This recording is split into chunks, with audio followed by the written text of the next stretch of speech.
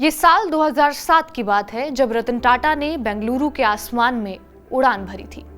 ये एक ऐसा रोमांचक अनुभव था जिसे कई लोग जीवन में एक बार पाने का सपना देखते हैं। उस समय रतन टाटा को अमेरिकी रक्षा कॉन्ट्रैक्टर लॉकहीड मार्टिन ने 400 करोड़ से ज्यादा कीमत वाले F-16 लड़ाकू विमान के को पायलट के तौर पर इनवाइट किया था।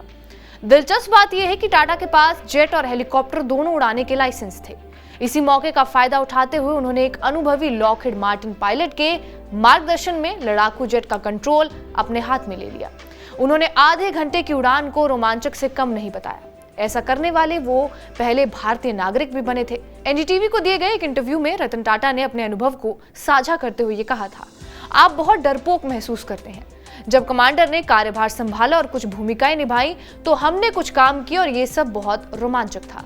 हम डेक से लगभग 500 फीट नीचे गए और ये चारों ओर उड़ता रहा और ये अविश्वसनीय है क्योंकि आप बस एक पहाड़ी पर चढ़ते हैं और नीचे आते हैं, अपनी तरफ मुड़ते हैं या फिर पलट जाते हैं। ये अविश्वसनीय है। इसके अलावा लॉकहीड मार्टिन पायलट ने रतन टाटा के साथ जेट उड़ाने को भी खास बताया था। उन्होंने याद करते हुए कहा था, वो बहुत रोमांचित थे। सबसे खास बात तब थी जब हम कम ऊंचाई पर लगभग 500 फीट 600 फीट नॉट की गति से उड़ रहे थे।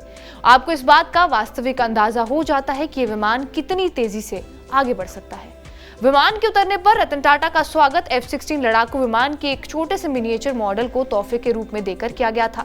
इसके लगभग एक दशक बाद उन्होंने भारत में F-16 ब्लॉक 70 के उत्पादन के लिए मार्टिन के साथ एक महत्वपूर्ण समझौते पर साइन भी किए थे।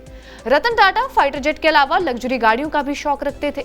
इनके पास फरारी से लेकर मर्सिडीज तक कई कार्स थी। इसके अलावा फरवरी 2022 में टाटा सन्स द्वारा एयर इंडिया का अधिग्रहण करने के बमुश्किल एक महीने बाद एयरबस ने मुंबई में अपने नवीनतम लंबी दूरी के जेट एयरबस A350 का प्रदर्शन किया।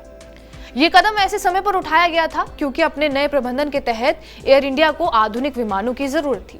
अपने खराब सेहत के बावजूद भी विमानों के प्रति अपने जुनून के लिए जाने जाने वाले रतन टाटा ने इस कार्यक्रम में जाने का निश्चय किया और यहाँ तक कि एक प्रदर्शन उड़ान में भी शामिल हुए।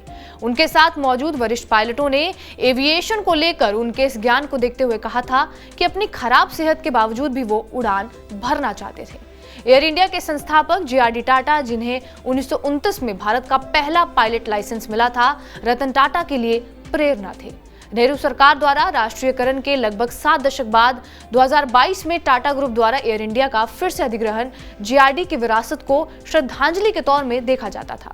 एक वरिष्ठ पायलट ने इस पर टिप्पणी भी की थी कि एयर इंडिया JRD और रतन टाटा को सबसे बड़ी श्रद्धांजलि दे सकता है, एयरलाइन के लिए उनके विजन को पूरा करके। बहरहाल, आपका इस किस्से पर क्या कुछ कहना है हमें कमेंट बॉक्स में जरूर बताएं। बाकी देश और दुनिया की तमाम बड़ी खबरों के लिए बने रहे हमारे साथ TV9 डिजिटल पर।